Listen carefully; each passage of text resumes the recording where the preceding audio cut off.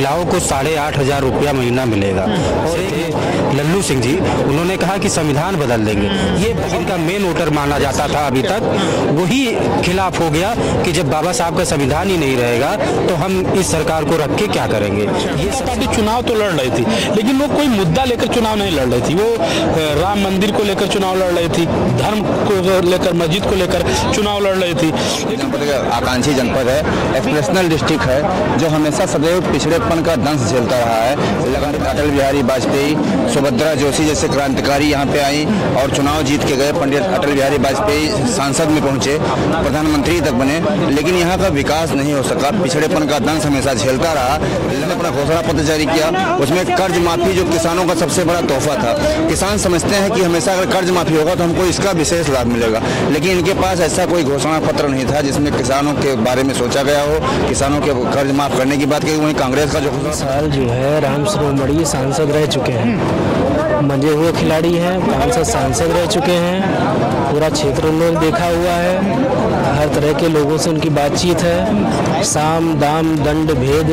विधानसभा क्षेत्र में ना तो भारतीय जनता पार्टी ने बहुत अच्छा विकास करवाया, ना ही समाजवादी पार्टी ने बहुत अच्छा विकास करवाया। एसपी यादव ने तो कहीं ना कहीं प्रयास करके इंटर कॉलेजेज वगैरह बनवाए और तमाम चीजें करवाई भी, लेकिन जो है भारतीय जनता पार्टी ने केवल शोबाजी की और कोई काम बहुत बेहतर नहीं हो सका। काम जब विधायक हुआ करते थे तब जो है या अभी भी जो है उनका फोन नहीं उठता है, उनसे संपर्क करना हो तो जो सुबह आदमी जाए उसके लिए दोपहर हो जाता है, उसका पूरा काम खराब हो जाता है, तब तक शैलू जी नहीं मिल पाते हैं। नमस्कार, मैं हूं मिथिलेश कुमार, आप देख रहे हैं समाचार भारत। समाचार भारत की टीम इस वक्त मतगणना स्थल पे है और इस वक्त श्रावस्ती लोकसभा से गठबंधन समाजवादी पार्टी के प्रत्याशी चौधरी राम शिरोमणि वर्मा लगभग 71,000 वोट से भी भाजपा प्रत्याशी साकेत मिश्रा को चुनाव हरा दिए हैं लगभग। और हमारे साथ तमाम यहाँ पत्रकार हैं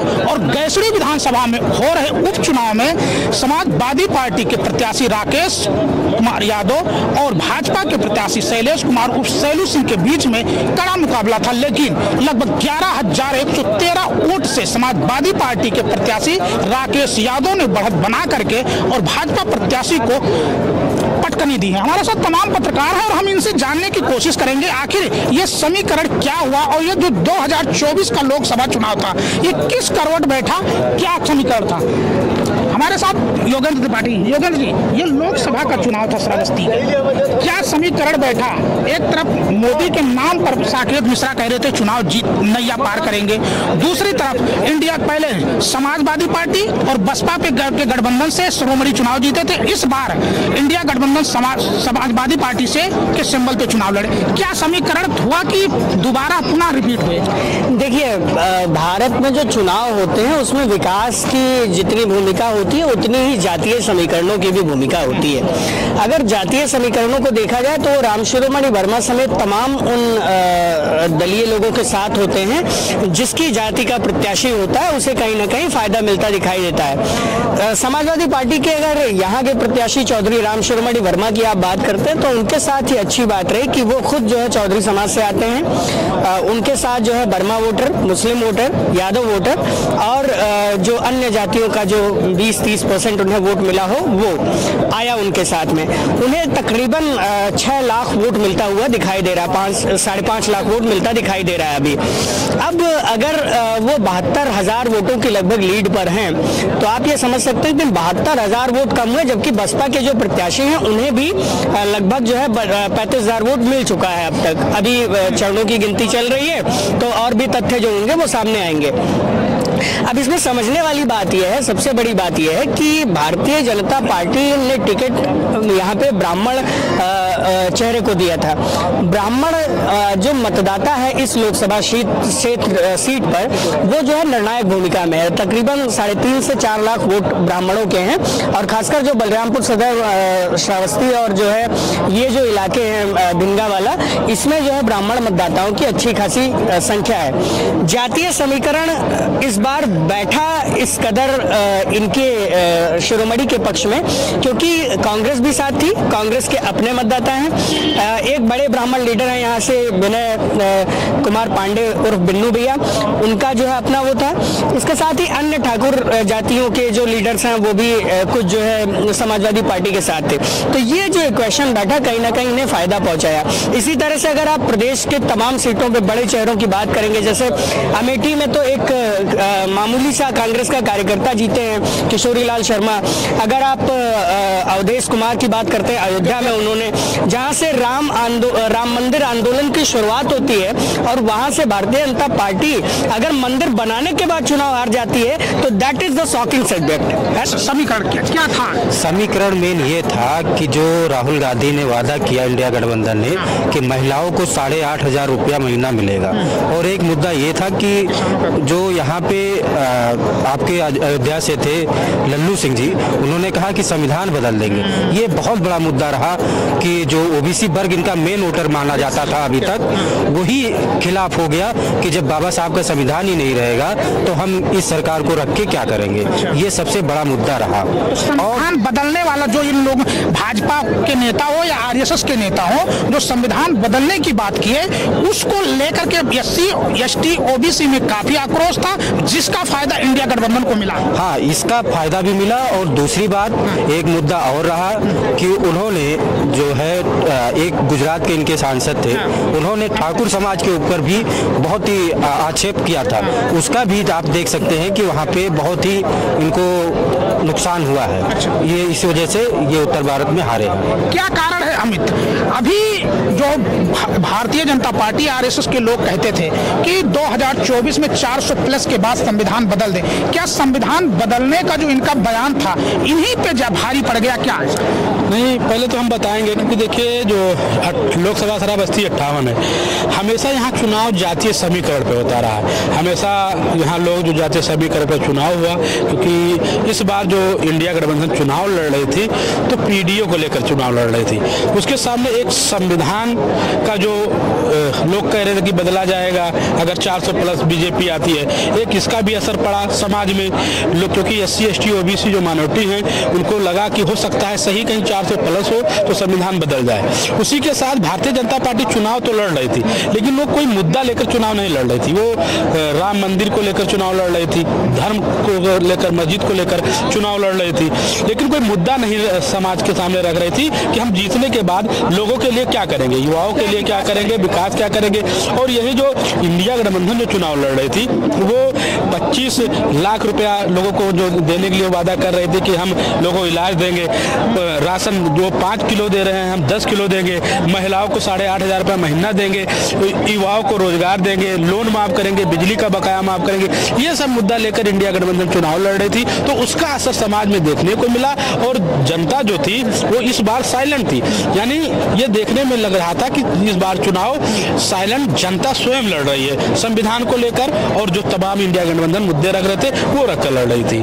अच्छा, ये तो क्या इसीलिए भारतीय जनता पार्टी और आरएसएस के लोग जातीय जनगणना के खिलाफ हैं, क्योंकि जातीय समीकरण जिस करवट बैठता है उसी करवट में जिसकी जीत होती है, तो इसीलिए वो विरोध कर रही है।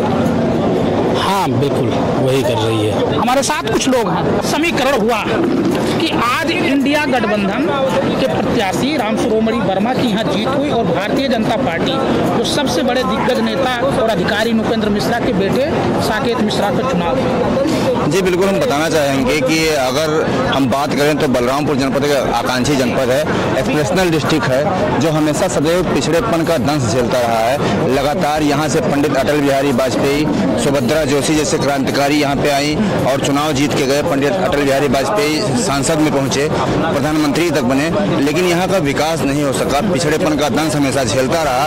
लगातार सन 2014 में भारतीय जनता पार्टी की सरकार बनी, लोग 5 वर्ष देखे, उसके बाद 2019 में पुनः बनाया। फिर जब पिछड़ेपन का दंश झेलने के साथ साथ इनके पास कोई ठोस मुद्दा नहीं था और इनका जो घोषणा पत्र था उसमें कोई ठोस, जैसे कांग्रेस ने अपना घोषणा पत्र जारी किया उसमें कर्ज माफी जो किसानों का सबसे बड़ा तोहफा था। किसान समझते हैं कि हमेशा अगर कर्ज माफी होगा तो हमको इसका विशेष लाभ मिलेगा, लेकिन इनके पास ऐसा कोई घोषणा पत्र नहीं था जिसमें किसानों के बारे में सोचा गया हो, किसानों के कर्ज माफ करने की बात कही। वहीं कांग्रेस का जो घोषणा पत्र था किसानों के बारे में सोचा, किसानों का कर्ज माफ करने को कहा गया। इसी के साथ साथ जो महिलाओं को 8500 रुपए देने की बात कही राहुल गांधी ने, ये मुद्दे फिट बैठते गए और घोषणा पत्र उनका लोगों के जेहन में फिट बैठता गया। उसी का परिणाम है कि आज जो इंडिया गठबंधन के प्रत्याशी हैं वो तकरीबन 5 लाख से अधिक मत पा रहे हैं और 75,000 से अधिक वोटों से बढ़त बना के अभी चल रहे हैं, अभी परिणाम आना बाकी है। तो ये सबसे बड़ा मुद्दा था। वहीं अगर हम बात करें तो बलरामपुर और श्रावस्ती जनपद जो लगातार यहाँ सड़कों की समस्या रही है, छुट्टा जानवरों की समस्या संपूर्ण उत्तर प्रदेश में रही है। भारतीय जनता पार्टी ने छुट्टा जानवरों के मुद्दे को आगे बढ़ाया तो उसको खत्म करने की बात तो कही, लेकिन वो शायद कागजों में ही सिमट कर रह गए, धरातल पर नहीं दिखाई दिए। छुट्टा जानवर भी सड़क पर आते दिखाई दिए। शायद किसानों को ये बात नहीं जंची और किसान जो वोटर थे इस बार साइलेंट थे और लगातार अपने इसी साइलेंट का फायदा उठाकर जो इंडिया गठबंधन प्रत्याशी से आज इतने मतों से जीत रहे हैं। यूपी में लगभग 35 से 40 तक के 62 सीट से भाजपा आज 35 से 40 के बीच में सिमट कर रह रही है। क्या कारण है? जो इनके नेताओं ने भी बयान दिया था संविधान बदलने, क्या उसका भी असर कहीं पड़ा है? जी बिल्कुल। अगर हम संविधान की बात करें तो बाबा साहब डॉक्टर भीमराव अंबेडकर ने जो संविधान बनाया वो देश का सबसे अच्छा संविधान, भारत का संविधान माना जाता है। अगर उससे छेड़छाड़ करने की बात या उसे कोई बदलने की बात कहेगा तो निश्चित है कि जनता के दिमाग में जाएगा और जनता जरूर उसका जो परिणाम होगा दिखाएगी। शायद इसका भी असर रहा हो, जनता के दिमाग में रहा हो कि संविधान बदलने के जो पिछड़ा दलित अल्पसंख्यक जो पीडीए का गठबंधन था शायद इससे भी नाराज दिखा। वहीं जातीय समीकरण भी हमारे साथियों ने बताया कि जातीय समीकरण जो था वो शायद भी राम शिरोमणि के ऊपर फिट बैठा, जिसकी वजह से आज उनको भारी जीत मिल रही है। तो देख सकते हैं ये वरिष्ठ पत्रकार थे और तमाम प्रकार हमारे साथ और हैं रवि भाई, जी न्यूज के पत्रकार हैं रवि और कई वर्षों से एक काम करते आए हैं। रवि भाई, क्या समीकरण हुआ जो आज इंडिया गठबंधन के प्रत्याशी चुनाव जीत रही है? यही 2014 में, आज जातीय समीकरण की बात कर रहे हैं, 2014 में ही दद्दन मिश्रा चुनाव जीत कर गए थे, 2014 में 19 में शिरोमणि फिर जीते, फिर 2024 में शिरोमणि जीत रहे। क्या समीकरण था? देखिए 5 साल जो है राम शिरोमणि सांसद रह चुके हैं, मंजे हुए खिलाड़ी हैं, 5 साल सांसद रह चुके हैं, पूरा क्षेत्र उन्होंने देखा हुआ है, हर तरह के लोगों से उनकी बातचीत है, साम दाम दंड भेद सब कुछ चुनाव में यूज़ होता है, आप भी जानते हैं। उन्होंने सारे मौके को भुनाया और आज वो इस स्थिति पे हैं कि एक बार फिर से वो श्रावस्ती लोकसभा के सांसद बनने जा रहे हैं। क्या मोदी की मैजिक नहीं चली इस 2024 के चुनाव में? क्या देखिए, जहाँ तक श्रावस्ती लोकसभा की बात करें, यहाँ पे प्रधानमंत्री नरेंद्र मोदी की भी जनसभा हो चुकी है, 3 मुख्यमंत्री आए, तमाम राज्य मंत्री आए, पूरा जोर लगा दिया गया था कि साकेत मिश्रा को किसी तरह से यहाँ जिताना ही है। साकेत मिश्रा भी जो उनका नाम है नितिन मिश्रा से जुड़ा हुआ है, राम मंदिर से जुड़ा हुआ है, अच्छे बैकग्राउंड के हैं। साधारण तरह से उन्होंने जो है अपना कैंपेनिंग किया, लोगों से मिले, जगह जगह गए, लेकिन जो एक होता है कि नेताओं के अंदर होना चाहिए, लोगों को लुभाने के लिए जो बातें करनी चाहिए, वो शायद उसकी कहीं कमी देखने को मिली कि वो लोगों को लुभावने वादे नहीं कर पाए जो लोग चाहते थे। और कुछ संगठन की भी जहाँ तक हमें दिख रहा है कि संगठन भी की कुछ कमी दिखी। देखिए जैसे आप बिलगा हार रहे हैं, आप श्रावस्ती हार रहे हैं, आप तुलसीपुर हार रहे हैं, आप गैसड़ी हार रहे हैं, बलरामपुर में ही थोड़ी सी लीड दिख रही है। तो ये कहीं ना कहीं अंदर से भी जो जनप्रतिनिधि हैं उनकी भी कुछ कमियां दिख रही हैं जो पहले से कुर्सी पे बैठे हुए हैं। रवि भाई, गैसड़ी में उपचुनाव भी था और वो भी भारतीय जनता पार्टी से शैलेश कुमार और शैलू सिंह को टिकट मिला था, वो भी मजे हुए खिलाड़ी थे। उपचुनाव भाजपा का यूपी में सरकार है पूर्ण बहुमत में, केंद्र में पूर्ण बहुमत, और उपचुनाव भी वो भी हार गए। देखिए शैलेश सिंह शैलू जो है वो मजे हुए खिलाड़ी बिल्कुल हैं, लेकिन डॉक्टर SP यादव के निधन के कारण ये सीट खाली हुई, तो उसका संपत्ति भी जो है राकेश यादव के साथ था। और जहाँ तक हमने मतदान के दिन क्षेत्र का भ्रमण किया है, लोगों का ये कहना था कि जो शैलू हैं वो ठीक है चुनाव हार गए थे, लेकिन उनको क्षेत्र में रहना चाहिए, लोगों से मिलना चाहिए। जो थारू बेल्ट है वहाँ पे ज़्यादा लोगों की शिकायत थी, तो मिलते नहीं हैं, मिलने नहीं आए, तो फ़ोन भी नहीं उठता है, मिलते नहीं हैं, तमाम चीज़ें, क्षेत्र की भी समस्याएं काफ़ी थी।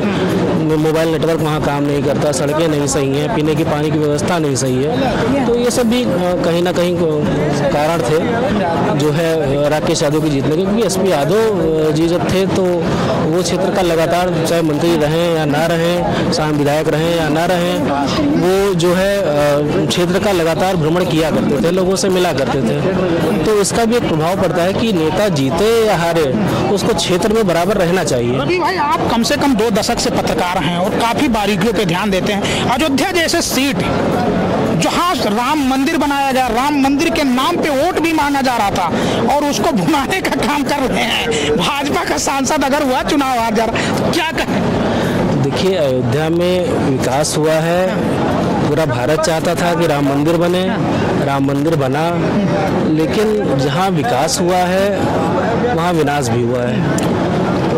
लोगों के घर टूटे हैं विकास के नाम पे, मुआवजा भी दिया गया है, जैसे भी दिया गया, जो भी दिया गया, तमाम ऐसी चीज़ें हैं कि लोगों को परेशानी भी हुई।